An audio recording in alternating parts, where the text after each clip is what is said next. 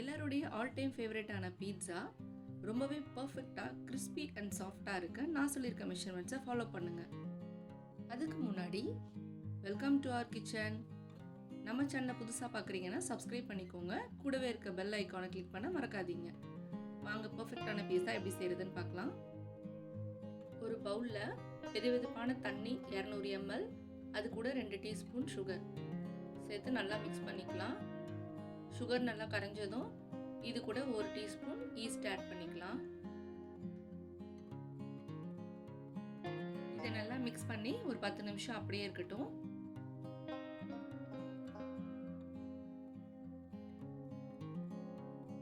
நிமிஷம் கழிச்சு east activate ஆனதும் ஒரு தடவை நல்லா மிக்ஸ் பண்ணிக்கோங்க.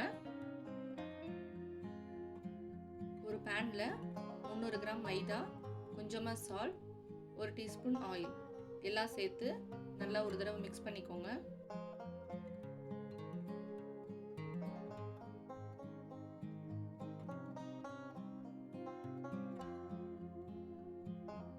ரெடி பண்ணி வச்சிருக்க ஈஸ்ட் வாட்டர் ஆட் பண்ணி மாவை கொஞ்சம் கொஞ்சமா பிசைஞ்சுக்கலாம்.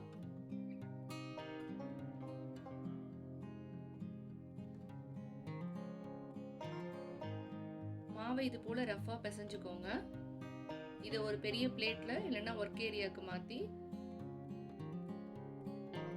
ஒரு 10 இருந்து 15 தடவை இந்த மாதிரி பிசைஞ்சு எடுத்துக்கோங்க.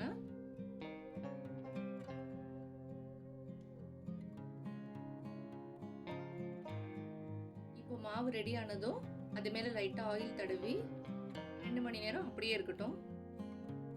இந்த டைம்ல நம்ம பீட்சாக்கு தேவையான பன்னீர், கொஞ்சமா எல்லோ கலர் கேப்சிகம், கொஞ்சம் ரெட் கலர் கேப்சிகம், உங்ககிட்ட வேற என்ன வெஜிடபிள்ஸ் இருக்கோ நீங்க அது கூட ஆட் பண்ணிக்கலாம். அப்புறம் சீஸ் எல்லாத்தையும் கட் பண்ணி ரெடியா வச்சுக்கோங்க. 2 மணி நேரம் கழிச்சு மாவு இந்த மாதிரி டபுளா ரைஸ் ஆனதும் அதை ஒரு பிளேட்ல மாத்தி ஒரு தடவை நல்லா பிசைஞ்சுக்கோங்க.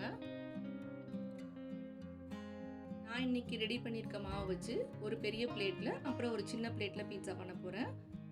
பிளேட்ல லைட்டா ஆயில் தடவிக்கோங்க.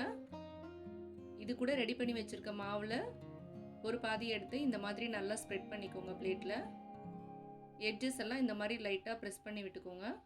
இப்போ இதுல ஒரு ஃபோர்க் வச்சு இந்த மாதிரி சின்ன சின்னதா ஹோல்ஸ் போட்டுக்கலாம். ஒரு லேயர் பீட்சா சாஸ் ஆட் பண்ணிக்கலாம். பீட்சா சாஸ் எப்படி பண்றதுன்ற வீடியோ நம்ம ஆல்ரெடி போஸ்ட் பண்ணியிருக்கோம். செக் பண்ணாதவங்க வீடியோவோட எண்ட்ல லிங்க் கொடுக்குறேன், செக் பண்ணி பாருங்க.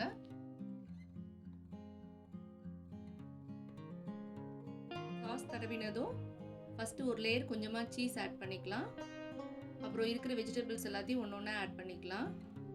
முதல்ல ஆனியன், பன்னீர், அப்புறம் கேப்சிகம், அதுக்கப்புறம் ஃபைனலா மறுபடியும் சீஸ் எல்லாத்தையும் சேர்த்து அவனை ப்ரீ ஹீட் பண்ணி 10 to 15 minutes 200 degree செல்சியஸ்ல டோஸ்ட் மோட்ல வச்சு எடுத்தீங்கன்னா சூப்பரான பீட்சா ரெடி.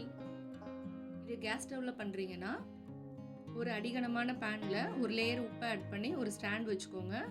அதில் ரெடி பண்ணி வச்சிருக்க பீட்சா பிளேட்டை வச்சு மூடி போட்டு ஹை ஃப்ளேம்ல 15 minutes வச்சு எடுத்தீங்கன்னா சூப்பரான பீட்சா ரெடி. நீங்களும் உங்க வீட்டில் இந்த ஈஸியான பீட்சா ரெசிபியை செஞ்சு பார்த்து என்ஜாய் பண்ணுங்க. வீடியோ பிடிச்சிருந்தா லைக் பண்ணுங்க.